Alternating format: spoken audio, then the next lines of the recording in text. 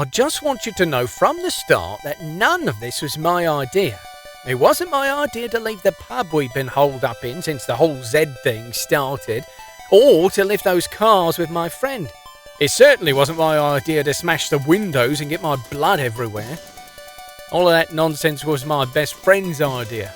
And, well, his blood for that matter. So, I guess it's all a wash in the end.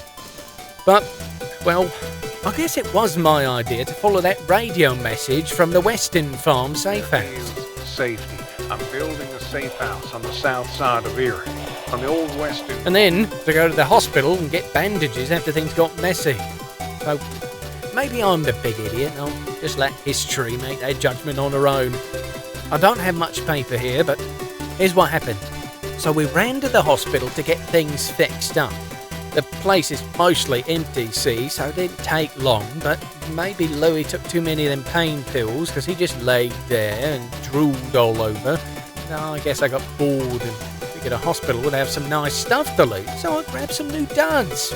Comic book I found, lots of things, and then I found, of all things, a golf club.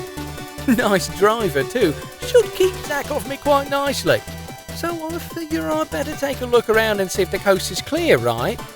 I crept out and of course there were zombies. I took out one and ran for it around the front.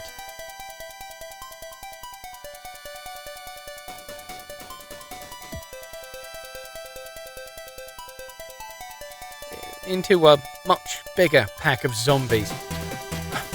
Pack? Mouthful? Buffet? What do you call a group of zombies? I'm going to call it a run, because that's certainly what I did, right back into that hospital. I grabbed a few more things, but I started thinking that they might be breaking in soon, what with all the thumping and chattering they was doing on the windows, so I broke out. Boy, were there even more of them, every which way. Then I remembered the taxi we came in. I ran over to it, and apparently it has a hole in the tank. From the sound of the banging, there soon be holes in the windows. I'm gonna have to make a run for it. But apparently Louis just woke up and was still a bit loopy from the drugs. He took a bit of a fall. He managed to limp off. Now there are 2 runs of zombies.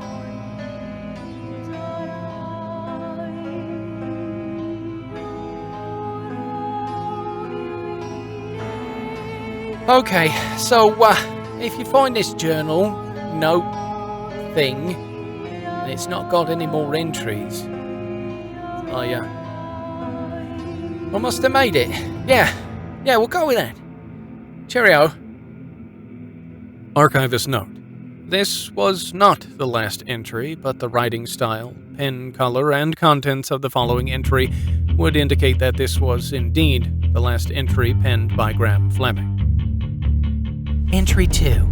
I just want you to know that it is confirmed. I am the biggest idiot. Going to the hospital was the worst idea in the entire history of ideas ever. I'm a loser and deserve to die by being swarmed by a horde, yes, that is what it's called, of zombies. I'm dead now. I seem to be able to use my brain more. Entry 1. Brandy Picard, Personal Journal. I've been holed up in that hospital since the outbreak occurred. I got burned responding to a small house fire just as things were kicking off, and I got rushed here, just in time to watch the whole world go up in flames. Spent weeks watching as the Zeds slowly forgot the hospital. Things quieted down, and they wandered off. I ate cafeteria slop until it ran out my ears, and I read the same magazines until Chucklehead and his taxi driver drew every deadhead in the county down on us with their car. They're singing, and they're breaking of windows. Why not just use the door? Oh yeah. And they left the doors open. Now I've got to get out. It's fine though. I was running low on supplies anyway. I gathered up what gear I had left, grabbed a few more first aid supplies from around the lower floors, and then I grabbed a few more. Never know how many of these I might need to use for myself or the other survivors I find. And then I left.